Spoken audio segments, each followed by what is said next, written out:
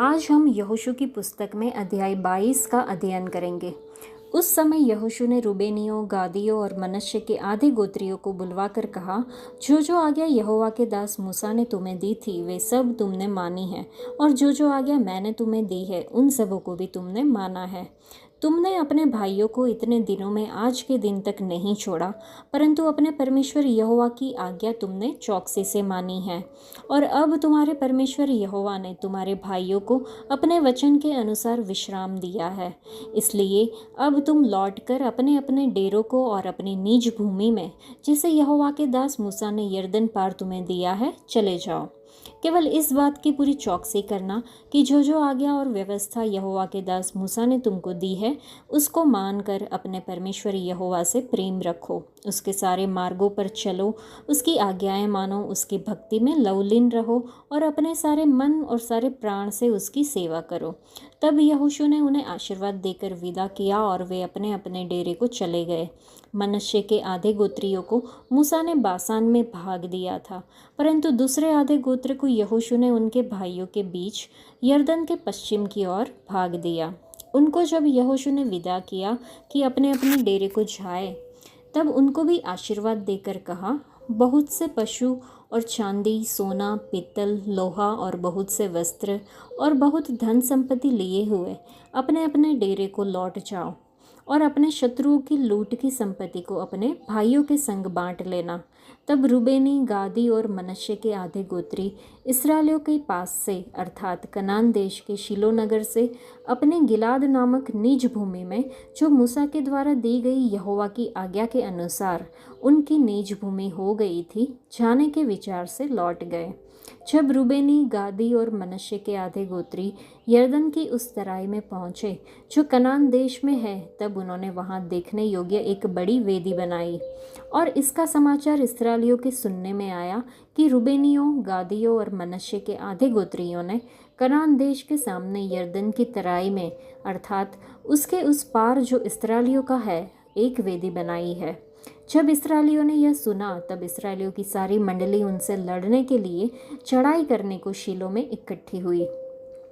तब इस्राएलियों ने रूबेनियों, गादियों और मनश्शे के आधे गोत्रियों के पास गिलाद देश में एलीआजर याजक के पुत्र पिनहास को और उसके संग 10 प्रधानों को अर्थात इस्राएल के एक एक गोत्र में से पूर्वजों के घरानों के एक एक प्रधान को भेजा। और वे इस्राएल के हजारों में अपने अपने पूर्वजों के घरानों के मुख्य पुरुष थे। वे गिलाद देश में रूबेनियों, गादियों और मनश्शे के आधे गोत्रियों के पास जाकर कहने लगे, यहोवा की सारी मंडली यह कहती है, तुमने इस्राएल के परमेश्वर यहोवा का यह कैसा विश्वासघात किया। आज जो तुमने एक वेदी बना ली है, इसमें तुमने उसके पीछे चलना छोड़कर उसके विरुद्ध आज बलवा किया है। सुनो, पोर के विषय का अधर्म हमारे लिए कुछ कम था। यद्यपि यहोवा की मंडली को भारी दंड मिला, तो भी आज के दिन तक हम उस अधर्म से शुद्ध नहीं हुए। क्या वह तुम्हारी दृष्टि में एक छोटी बात है कि आज तुम यहोवा को त्याग कर उसके पीछे चलना छोड़ देते हो? आज तुम यहोवा से फिर जाते हो और कल वह इस्राएल की सारी मंडली से क्रोधित होगा। परंतु यदि तुम्हारी निज भूमि अशुद्ध हो, तो पार आकर यहोवा की निज भूमि में, जहाँ यहोवा का निवास रहता है, हम लोगों के बीच में अपनी अपनी निज भूमि कर लो। परंतु हमारे परमेश्वर यहोवा की वेदी को छोड़ और कोई वेदी बनाकर न तो यहोवा से बलवा करो और न हमसे। देखो, जब झेरह के पुत्र आकान ने अर्पण की हुई वस्तु के विषय में विश्वासघात किया, तब क्या यहोवा का कोप इस्राएल की पूरी मंडली पर न भड़का?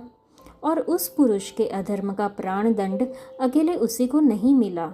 तब रूबेनियों, गादियों और मनश्शे के आधे गोत्रियों ने इस्राएल के हजारों के मुख्य पुरुषों को यह उत्तर दिया, यहोवा जो ईश्वरों का परमेश्वर है, ईश्वरों का परमेश्वर यहोवा इसको जानता है, और इस्राएली भी इसे जान लेंगे कि यदि यहोवा से फिरके या उसका विश्वासघात करके हमने यह काम किया हो, तो तू आज हमको जीवित न छोड़। यदि आज के दिन हमने वेदी को इसलिए बनाया हो कि यहोवा के पीछे चलना छोड़ दे, या इसलिए कि उस पर होम बलि, अन्न बलि या मेल बलि चढ़ाए, तो यहोवा आप इसका हिसाब ले। परंतु हमने इसी विचार और मनसा से यह किया है कि कहीं भविष्य में तुम्हारी संतान हमारी संतान से यह न कहने लगे, तुमको इस्राएल के परमेश्वर यहोवा से क्या काम? क्योंकि हे रूबेनियों, हे गादियों, यहोवा ने जो हमारे और तुम्हारे बीच में यरदन को सीमा ठहरा दिया है, इसलिए यहोवा में तुम्हारा कोई भाग नहीं है। ऐसा कहकर तुम्हारी संतान हमारी संतान में से यहोवा का भय छुड़ा देगी। इसलिए हमने कहा, आओ हम अपने लिए एक वेदी बना ले, वह होम बलि या मेल बलि के लिए नहीं, परंतु इसलिए कि हमारे बाद हमारे और तुम्हारे वंश के बीच में साक्षी का काम दे, इसलिए कि हम होम बलि, मेल बलि और बलिदान चढ़ाकर यहोवा के सम्मुख उसकी उपासना करें, और भविष्य में तुम्हारी संतान हमारी संतान से यह न कहने पाए कि यहोवा में तुम्हारा कोई भाग नहीं।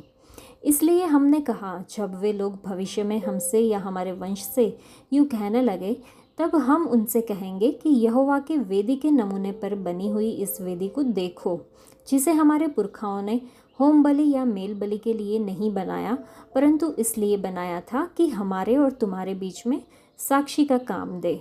यह हमसे दूर रहे कि यहोवा से फिरकर आज उसके पीछे चलना छोड़ दे और अपने परमेश्वर यहोवा की उस वेदी को छोड़कर, जो उसके निवास के सामने है, होम बलि और अन्न बलि या मेल बलि के लिए दूसरी वेदी बनाए। रूबेनियों, गादियों और मनश्शे के आधे गोत्रियों की इन बातों को सुनकर पिनहास याजक और उसके संग मंडली के प्रधान, जो इस्राएल के हजारों के मुख्य पुरुष थे, वे अति प्रसन्न हुए। और एलीआजर याजक के पुत्र पिनहास ने रूबेनियों, गादियों और मनश्शेइयों से कहा, तुमने जो यहोवा का ऐसा विश्वासघात नहीं किया, इससे आज हमने यह जान दिया कि यहोवा हमारे बीच में है, और तुम लोगों ने इस्राएलियों को यहोवा के हाथ से बचाया है। तब एलीआजर याजक का पुत्र पिनहास प्रधानों समेत रूबेनियों और गादियों के पास से गिलाद होते हुए कनान देश में इस्राएलियों के पास लौट गया और यह वृतांत उनको कह सुनाया। तब इस्राएली प्रसन्न हुए और परमेश्वर को धन्य कहा, और रूबेनियों और गादियों से लड़ने और उनके रहने का देश उजाड़ने के लिए चढ़ाई करने की चर्चा फिर न की। और रूबेनियों और गादियों ने यह कहकर, यह वेदी हमारे और उनके मध्य में इस बात की साक्षी ठहरी है कि यहोवा ही परमेश्वर है, उस वेदी का नाम एद रखा। इस अध्याय में हमने जैसे देखा कि रूबेन, गाद के गोत्र और मनश्शे के आधे गोत्र कनान की विजय पूरी करने के बाद गिलाद लौट आए। वापस जाते समय उसने कनान में यरदन के उस पार के क्षेत्र गिलियड में एक महान वेदी बनाई। जब इस्राएल के बाकी लोगों ने इसके बारे में सुना तो वे शीलो में उनसे लड़ने के लिए इकट्ठे हुए। उन्होंने एलीआजर के पुत्र याजक पिनहास को, जो इस्राएल के 10 गोत्र के प्रधानों में से एक था, मामले की जांच करने के लिए भेजा। उनका मुख्य प्रश्न था कि तुम यहोवा से क्यों विमुख हो सकते हो और उसके विरुद्ध अपनी वेदी क्यों बना सकते हो। वे सोच भी नहीं सकते थे कि वे परमेश्वर के विरुद्ध विद्रोह कर सकते हैं और अपने परमेश्वर यहोवा की वेदी के अलावा एक और वेदी बना सकते हैं। पूर्व के गोत्रों ने उत्तर दिया कि उन्हें इस वेदी को अपने और अपनी आने वाली पीढ़ियों के बीच एक गवाही के रूप में बनाना चाहिए कि उन्हें भी अपने होम बलि, अपने बलिदान और अपने मेल बलि के साथ यहोवा के पवित्र स्थान में सेवा करने का अधिकार है।